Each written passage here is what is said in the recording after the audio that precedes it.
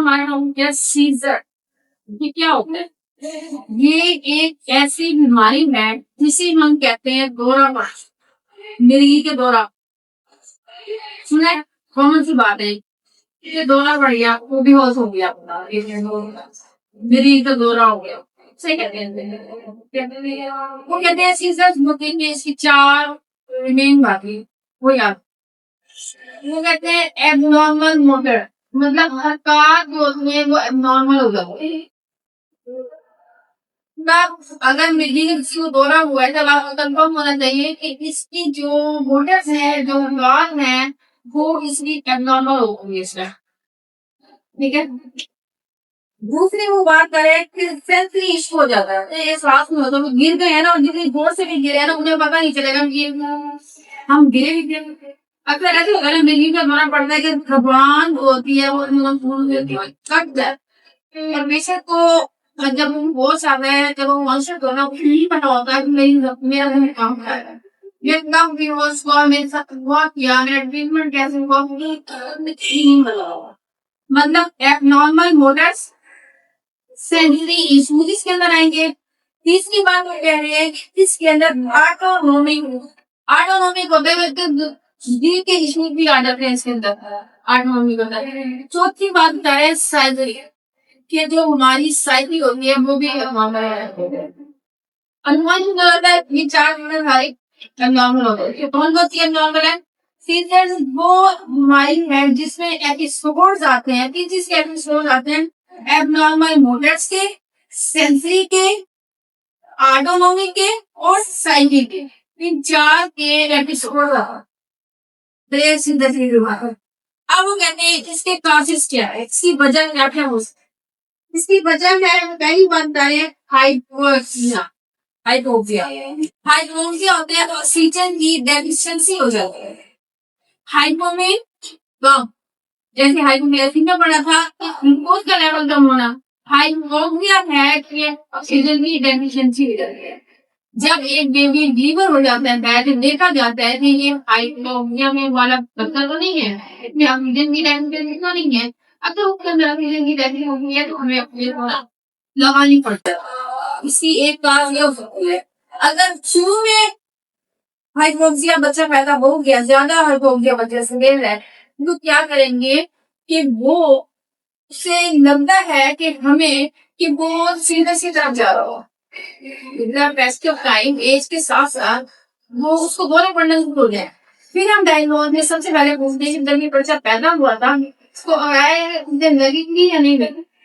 अगर हम कहते हैं कि माँ अगर कहीं लगा हुआ था के बाद ही के बाद दोनों पढ़ रहे, तब हम और इन्वेस्टिगेशन करेंगे।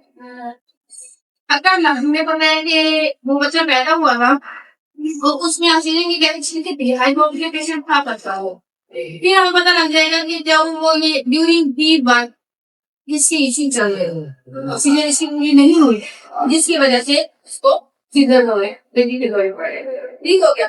दूसरा होता है वास्कुलर इनसफिशिएंसी। वास्कुलर इनसफिशिएंसी होती है कि ब्लड की डेफिशिएंसी हो जाती है। यहाँ पे हमारे ब्रेन में हाइपोक्सिया क्या है? ऑक्सीजन की डेफिशिएंसी।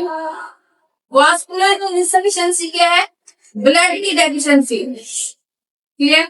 अगर ब्लड की डेफिशिएंसी होती है तो तब भी मिर्गी के दौरे बढ़ सकते हैं। ठीक है। बाय बार आफ्टर बार तुम्हें देखिए सारी चीजें, ये सारी चीजें क्लियर हो तो हम पेशेंट को बाहर भेजते हैं। ठीक है। तीसरी बात बता रहे चाइल्ड फीवर। फीवर हो जाता है बच्चों को, गर्दन में बुखार से कहते हैं मेनिंजाइटिस कहते हैं। बच्चों को बुखार हो जाए ना बचपन में तो उन्हें टेस्ट पढ़ने शुरू हो जाते हैं।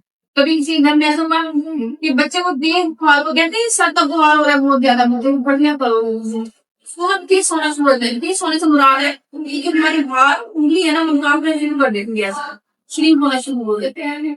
ऐसा मैंने अपने पाँव एक साइड का पाँव लिया थे उसका करना शुरू हो जाता है, तब पता मुझे जाता है डर लग रहा है तो ऐसे कहते हैं डर गया, वो डरा मत होता। अगर इन चीजों दोनों की कमी है, उसको वास्कुलर इनसफिशिएंसी है, हाइपोक्सिया है, तब हम उसको कह सकते हैं कि जो ये बच्चा डरा नहीं है, उसका मतलब ये है कि इन दोनों चीजों की कमी थी, ऑक्सीजन और ब्लड की कमी थी, जिसकी वजह से हमें चांसेस लग रहे हैं कि इस ट्रीटमेंट के दौरान जानवर सीजन हो अक्सर बच्चों को जाते हैं थोड़े से बच्चे लॉस हो जाते हैं सीजन में, ठीक है। अब चौथा पॉइंट बता रहे हैं हेड इंजरी। हेड इंजरी से क्या मुराद है? बच्चे जब में गिर गए हैं, बैक स्पाइनल की लग गई है हमारे या हमारे दिमाग की लग गई है तो बच्चा बेहोश होते हैं, नींद की जरूरत पड़ती है, ठीक है। छठा पॉइंट बता रहे हैं हाइपर टेंशन। हाइपर से मुराद होता है कि ज्यादा टेंशन होती है कि बीपी हमारा अप कर गया। हाइपर टेंशन में भी हमें सीजर्स हो जाते हैं।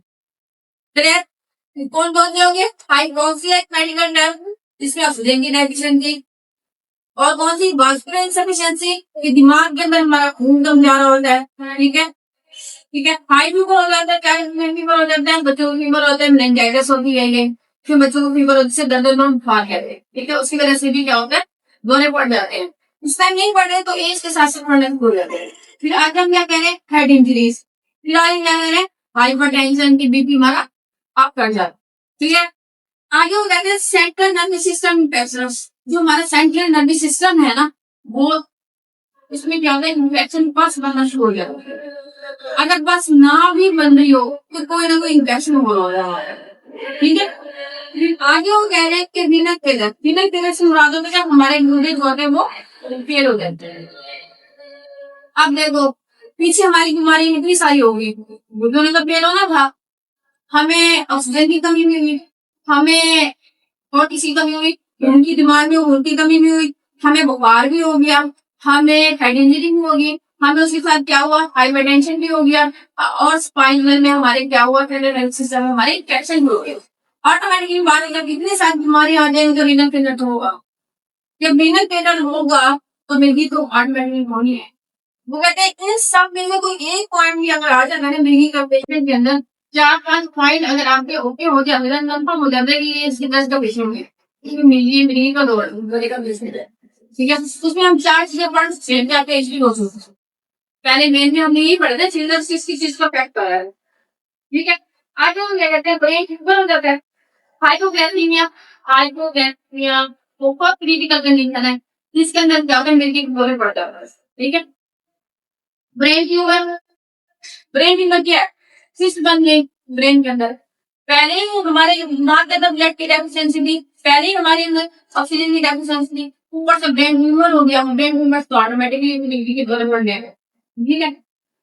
आगे है एलर्जीज, हम मेडिसिन लेंगे तो एलर्जीज तो होंगे, ठीक है। आगे है एलेक्सीज। एलेक्सी एलेक्सी क्या होता है? एलेक्सी सेम सीजन की तरह ही होता है, ये भी मिर्गी का दौरा है, ये भी मिर्गी का दौरा है। एक टाइम एक दिन मुझे एक दफा हुआ मिर्गी, ठीक है, जरूर मतलब वो हम करेंगे ये सीजन। अगर मुझे 10 मिनट बाद फील हो जाता है, जब आधे घंटे बाद फील हो जाता है, ये मेरा एफिलेक्सी है, फिर एक दफा होने से वो सीजन गिराएगा। अगर एक दफा आप बेहोश हो रहे, एक दफा आपको दौरा पड़ रहा है तो क्या गिराएगा, सीजन गिराएगा। अगर with the passage of time, short time, एक 2 घंटे आधा घंटा इसके बाद आपको दौरे पड़े जा रहे, एक आधे घंटे बाद, फिर आधे घंटे बाद ने टाइम आपको कॉन्शियस करने में लगाया, फिर 10 मिनट आप ओके रहे हैं, फिर 10 मिनट बाद आपको फिर एक दौरा पड़ गया, इसे सेकंड से ही गुना पड़ा, तो उसे कहते हैं एपिलेप्सी। बार बार अनकॉन्शियस होना, दिस इज कॉल्ड एपिलेप्सी। इसमें पेशेंट अनकॉन्शियस होता है, ये बहुत डेंजरस होता है, इसमें सडन डेथ है, ब्रेन बिल्कुल डेड कर होता है। क्यों डेड करता है? जब हमें मिंगी होती है एक टाइम में हमारे सारे वेस्कुलर ऑर्गन डेथ हुए होते हैं, हमें ऑक्सीजन की कमी हुई होती है, हमारे दिमाग को ब्लड नहीं पहुंच पाता, हमारे बॉडी को ऑक्सीजन नहीं पहुंचती है, फिर क्या हमें सारे इश्यूज होते हैं, इससे हम क्या करते हैं, हम बार बार अनकॉन्शियस हो जाते हैं, ठीक है। इसकी सिंपल और उसके अंदर डिफरेंस आता है, दोनों नए बातें सेम, लेकिन इसमें ये बताना है आपने, इसमें बार बार काफी होगा, इसमें काफी एपिसोड आ सकते हैं दिन के अंदर, ठीक है। इसके अंदर चीजें होती है कि आपने आज आपको एक दौरा पड़े तो उन्होंने बात लाइव ले जाता है, इसके अंदर दिन क्या घंटों में चला जाता है, जब घूमने में जाएगी ये बीमारी तो ज्यादा डेंजरस होगी ना as compare to the one ऐसे ही होगा ना। अब अगर इसके पास कैसे आते हैं पहले इसके साइलेंट सिम्टम देखते हैं। साइलेंट सिम्टम में अगर दो तो कॉन्शियसनेस अनकॉन्शियसनेस अनकॉन्शियस ये होगा ना क्या अनकॉन्शियस होगी ये ज्यादा डेंजरस है। पर लॉन्ग कंटिन्यूअस मूवमेंट आप काफी टाइम के लिए मूवमेंट नहीं कर पाओगे ऐसे ही होगा ना आप काफी टाइम के लिए मूवमेंट नहीं कर पाओगे ये साइलेंट सिम्टम है। फिर आपको पता लग जाएगा कि ये सीजनल है या एपिलेप्सी है।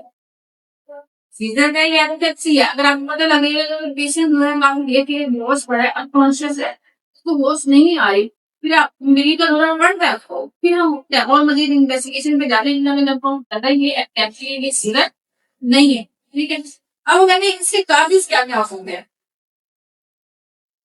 बर्थ ट्रॉमा जब बच्चा पैदा हुआ उसका वो चोट लग गया बर्थ ट्रॉमा ट्रॉमा होता है चोट लगा पैदाइश के बाद को चोट लगी फिर कैंची लगी तो इंस्ट्रूमेंट लग गया ठीक है इंस्ट्रूमेंट की तरह से बॉडी में गए ब्लड निकला ज्यादा ब्लड की बेबी सही पैदा हुआ आफ्टर द बर्थ अगर कोई इशू होते हैं वो बर्थ ट्रॉमा ठीक है। जब बेबी लीवर हो गया है आजकल भी है तो कपड़े बनाने लगे हमसे कोई इशू हो गया हमसे तो गिर गया हमारे इस छोटे बच्चे ने भाई वहां को दे दिया ये बर्थ ट्रॉमा है ठीक है। आगे वो कहते हैं ये वैक्सीन ड्यूरिंग बर्थ पैदाइश के वक्त ऑक्सीजन की कमी का होना पैदाइश के वक्त होना आगे बढ़ कहते हैं हाइपोक्सिया पीछे बढ़ने से जरूर होना हाइपोक्सिया कहता है हाइपोक्सिया था ऑक्सीजन की डेफिशिएंसी ये है ए वैक्सीन है कि बर्थ के टाइम पे ऑक्सीजन की कमी हो गई बेबी लीवर हो रहा है उस टाइम ऑक्सीजन की कमी हुई जैसे हम बार बार एंड टाइम हम चेकअप करते रहते हैं कि हार्ट बीट आ रही है अगर आपको लगता है कि नॉर्मल का 50 होना है तो हम देखते रहते हैं कि है कि इसके वाइटल चेंज नहीं हो रहे इसको कार्डियक नहीं हो रहा हार्ट बीट आ रही है या नहीं आ रही तो अगर नहीं आ रही हम नॉर्मल का चांस ले रहे होते हैं सचिन में पाते कहते हैं ना एमरजेंसी ऑपरेट हो रहा है हम ये सारी चीजों को देखते हैं कि बच्चे के अंदर ऑक्सीजन की डेफिशिएंसी तो नहीं हो रही है ड्यूरिंग बर्थ ये इसमें भी हेडिंग भी आ गया इन्फेक्शन डिजीज आ गया कार्बन मोनोऑक्साइड क्या पॉइजन क्या ठीक है ना पॉइजन क्या अगर तुम पॉइजन गैस जा रही है वो भी मसला साफ करेगी ना आगे क्या सर्कुलेटरी प्रॉब्लम ड्रग जो ड्रग ले रहे हैं विद मदर एज तेरी जो बेबी ह्यूमन ऑब्जर्वेशन में आएंगे क्या था ठीक है ब्रेन ह्यूमर एब्डन कब से होता है दिमाग के अंदर पीप का भर जाता एडजस्ट कराते हैं एक तो ह्यूमर फिर का ब्रेन ह्यूमर हमें एक्सेस होती है कि ब्रेन के अंदर पस कम होगा ब्रेन के अंदर पानी भी भरता होता है ये अलग सारी बीमारियां हम सारे स्कैन लगा रहे हैं देखते हैं कि ब्रेन ट्यूमर तो नहीं मिला फिर हम मशीन इन्वेस्टिगेशन पे जाते हैं बस निकल दिया किसी की क्रोमा क्योंकि क्रोमा में 4 बातें पढ़ गए हैं इसमें जिन्होंने पैक करना है तो पैक करा था ना तो फिर हम दिमाग के टेस्ट करेंगे ऐसे ना ऑटोनॉमिक का हम डीसी टेस्ट करेंगे कि बड़ा हो तो नहीं है लेकिन वॉल तो नहीं बांध भी एफिशिएंसी के बारे में देखे ठीक है साइलेंट ने पढ़ दिया बहुत आगे